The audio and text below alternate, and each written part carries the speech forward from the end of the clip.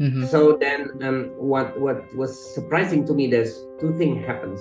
Number one, that I look at because at that time I was because for 30 years I was involved in projects, so I never look at the bigger picture, the function of energy itself, right?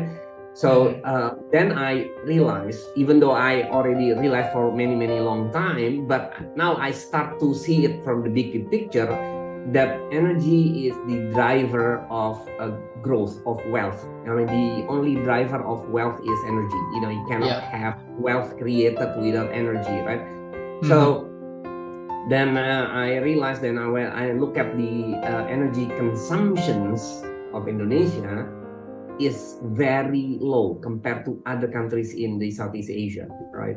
I mean, this is, I was quite shocked. I mean, like, I mean, Bangsa sebesar kita only, lah ya. Heeh. yeah, I mean, the even we were like lower than the global average. We were Heeh. lower than our neighbors, and we were lower than the global energy, the global average, both in electricity consumption and energy consumptions. Right. So in Mhm. electricity consumption, currently we are about 1,000 kilowatt hour per capita, and Malaysia is already reaching about 5,000 for 1,800, right? And Thailand Mhm. is like 2,500, and the global average is about 3,000, right? About Mhm. 3,000, and Yeah. China is already 4,000. So everybody all above Indonesia. And if you look at, Malaysia is practically like four times higher than Indonesia in electricity consumption. In energy consumption, we have the global average is about 20 megawatt hour, right? The global average, and so energy, meaning that you have electricity, you have transport BBM, you have fuel, and you have heating, so and you have transportation for the whole energy, right? So global average is about 20 megawatt hour, and Indonesia is about 8 megawatt hour. Imagine that, 8 megawatt hour, 20 to Mhm. 8. That is crazy, right? Iya. Malaysia is already at 35 megawatt hour. So I mean, I was shocked. So because we've been living in Jakarta, right? So we look at Jakarta, the progress is there, the malls and everything, right? So when I look at that number, so we, for the past like 30 years, like back in the 70s, we are above everybody else, back in the Mhm. 70s. But ever since then, so we're declining and declining and declining, right? And I was shocked, and I said, this is kind of ridiculous. I mean, it takes us, you know, the prosperity level, according to UNDP, if you measure, is 0.8, right? The prosperity. We are now at 0.7. So if you look at the Human Development Index at 0.8, that's equal to around 4,000 kilowatt hour per capita, right? So we are 1,000. So in order to reach the prosperity level, the average prosperity level, the minimum prosperity level, if we are growing at 30, so we are only growing at 30 kilowatt hour per capita per year. Per year. So we need additional 3,000, right? That translates into about 100 years, right? This is just Yeah. crazy. It will takes us about 100 years just to reach a level Malaysia. So I mean, just 4,000, Malaysia is already 5,000. So I mean, it's like crazy. I said to myself, hey, man, we need to speed up. So we need to accelerate. And then when I look at how much capacity that we are building, capacity, that's translate to, so we are growing at 30 kilowatt hour per capita per year, right? And we are currently at 1,000. And I calculate, so for the past 30 years, we've been building capacity, installed capacity on 4.5 to 5 uh, gigawatt per year, right? 4.5, maximum 5 gigawatts per year. So that's why the 35,000 megawatts, 35 gigawatts that was announced by President Jokowi back in 2015 never get reached, right? Why? Because Mhm. maximum we can go is about 20 to 25 gigawatts, right? So I said we're too slow. Meaning, if you calculate that we need to go up, we'll need to speed up about 3 to 4 times. Meaning that we need to build capacity, our capacity, installed capacity from 5 gigawatts to 15 gigawatts per year. 15, Yeah. imagine that. So about 5 years, we're looking at 75 gigawatts, not 35 gigawatts, 75. So I thought to myself, how in the hell we could reach that if we can only. So I said that number one, we need of course then we build our capacity based on coal, right? So back there in 2013, saya already realized this is not sustainable with the coal thing, right? So we need to have a clean and sustainable. Back in 2013 and 14, even before the PP79 come out, I already said this has to go through nuclear, right? You build up large enough because you need a clean and massive scale of power plant, right? And Yeah. the only thing that is close to the demand, right? And the only way to achieve this is nuclear. And then the second thing happened. That was my realization in 2013. That was my realization. I mean, I did not know anybody in nuclear at the time, right? So that was my realization in about that. Hey, we need to speed up, right? So realization is that the connection between energy and prosperity and economics, that's the first realizations, right? And the second realization is that we are growing too slow, right? We are going too flat compared to the global average, compared to our neighbors, right? That's the second realizations.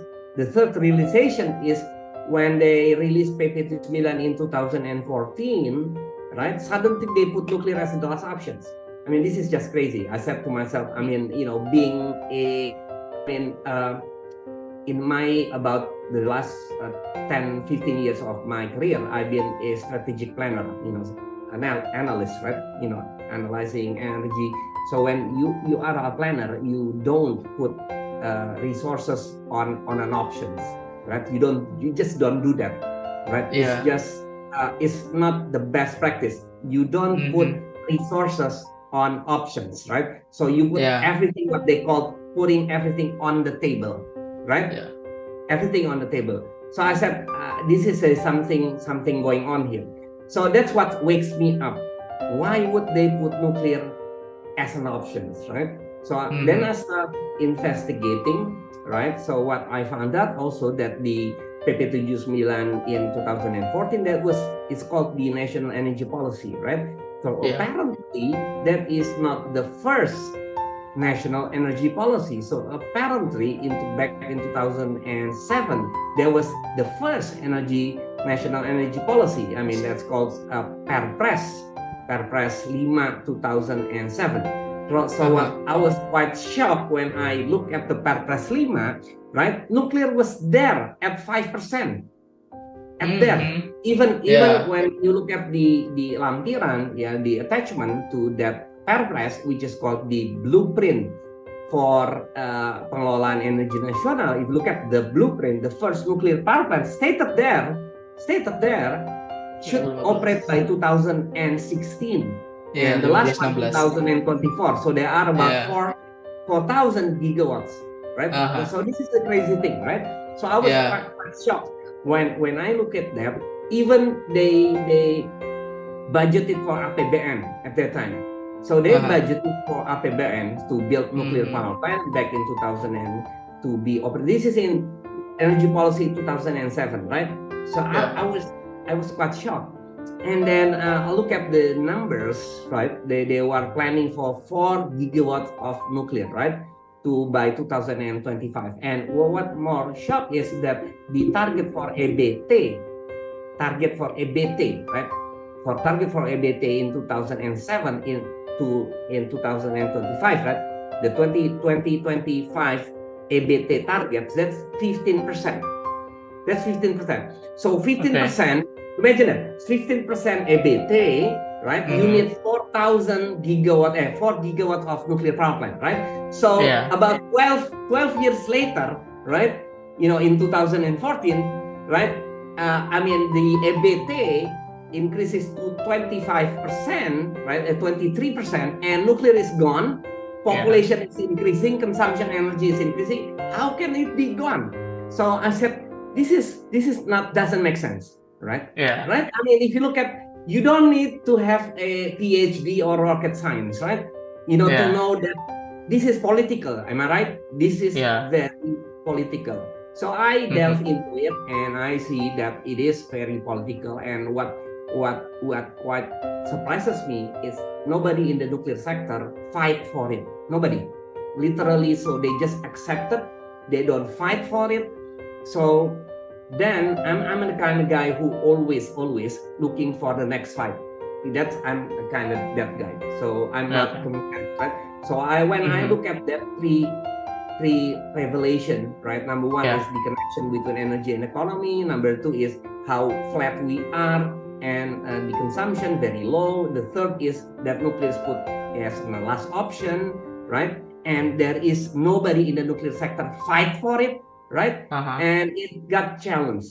So I said to myself, oh, this is my next fight. So back in 2014, I put nuclear to go as my next fight. And so I keep on pushing. So that's how it got started. And by 2015, I managed to get the Marves, di Kementerian Maritim saat itu,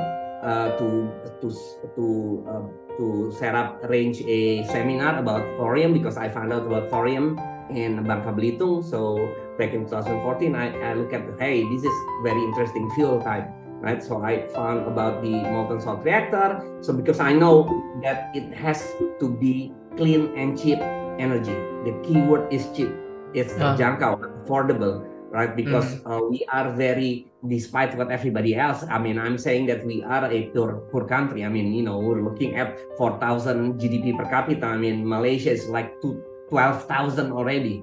I mean, basically, Indonesia is an UMR country, right? If you divide like $4,000, I mean, that's like 50 million, right? So you divide that, that's practically the UMR salary in Indonesia, right? So we are an UMR country. So we are nothing to be proud of, right? So because we are UMR country, that means, the energy need to be cheap. And I know it has to be with nuclear. So I try to find out how you make nuclear cheap, because I learned from the nuclear history. Nuclear, used to be called too cheap to meter, right? So why is it too expensive now, right? So I find out that there is other type of nuclear called molten salt reactor, right? And by using thorium, etc., I found out about the molten salt reactor experiment, and etc. So. And we have a lot of stuff. So this is the type reactor. It was in 2014. I put that narrative to Marves. It happened to be Pak Ridwan. Saat itu Ridwan Jamaluddin just got promoted from BPPT to be one of the deputy in Maritim.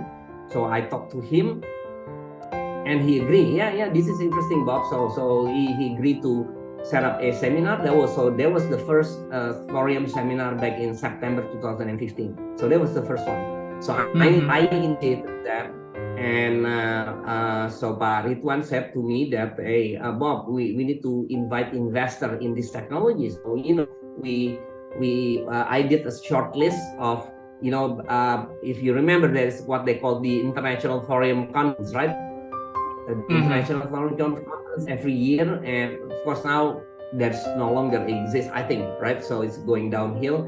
But back in 2013, they did one in CERN, right? So they have this sort of like the proceeding, right? So I did a short list of the participant, and so I think it was with UGM. So we download the proceeding.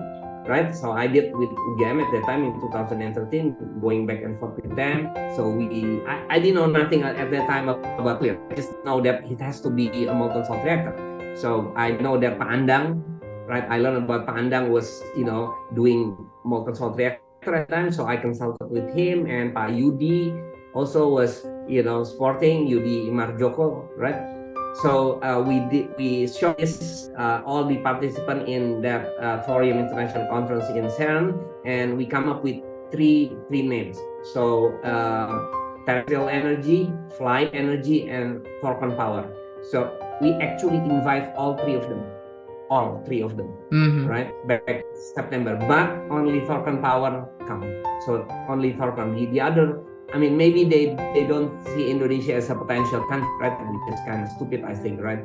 So only Thorpon came, and during the seminar, I was the moderator.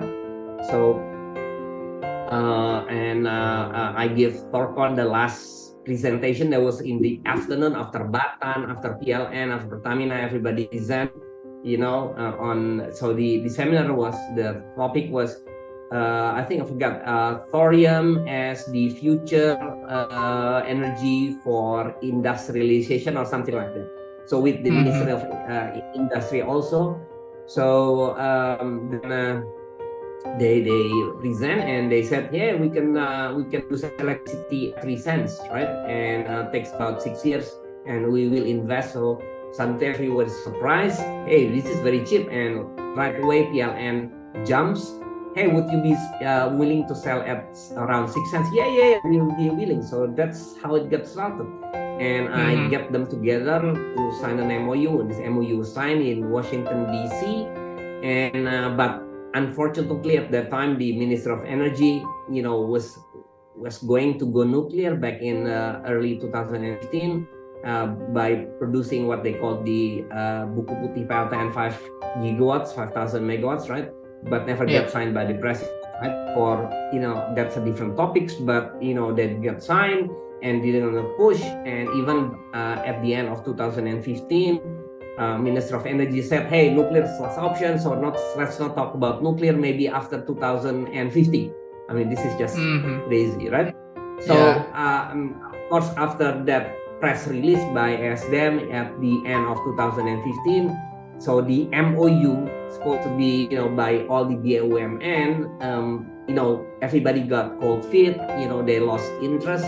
So originally I was planning to be in the front, right? I mean, I was at that time back in 2015 when Dave Devaney, right, the CEO of Thorpon, asked me, hey Bob, we don't have anybody here. Could you help us? So like being our reps to representative to sort of like set up everybody else. I said, yeah, sure, because I was making good money as consultant. I mean, I was pulling like 10 grand. I mean, I was pulling like 10 grand just being a consultant. Doing nothing, just consulting, talking and talking. Right? I mean, that's easy money. Yeah, you don't have any decision making 10 grands.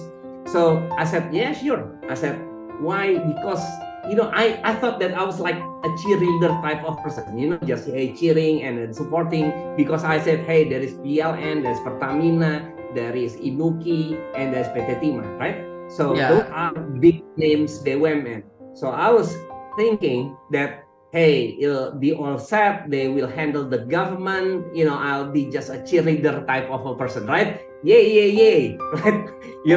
I thought that thing, hooray, But unfortunately, the after the Minister of Energy have that press release, that was Sudirman Said. So everybody drops. PLN drops, Pertamina, so everybody just dropped. So it left me in the front. And because I'm a kind of guy that fights, and then I'm very committed, so I keep on, fighting, because I said to myself, hey, I'm already at the time, I don't know, 40. Now I'm 60, right? At that time, I was like, I don't know, like 50, early 50s, right? So I said, well, this is going to be my last fight. If there is a last fight in my life, this is going to be it, because it will make history. It will make people in Indonesia prosperity, and it will make headlines.